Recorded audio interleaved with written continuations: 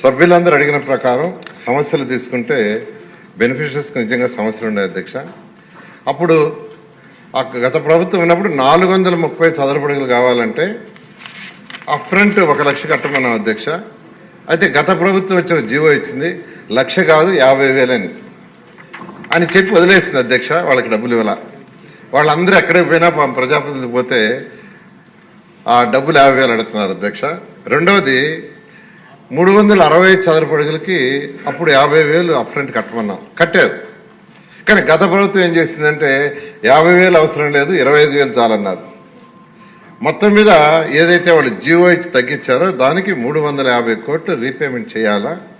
GO ఇచ్చి వదిలేస్తారు కానీ వాళ్ళకి రీపేమెంట్ చేయలేదు అధ్యక్ష. దాన్నే ఈరోజు సభ్యులు మన ఎక్కడికి పోయినా టిట్కోస్ దగ్గర పోయినా పట్టుకుంటాను, నేను పోయినా పట్టుకుంటాను అధ్యక్ష. నేను పోయినా యాక్చువల్గా మా డబ్బులు ఎప్పుడు రిటర్న్ ఇస్తారు ఇంతకాలం అయిందని.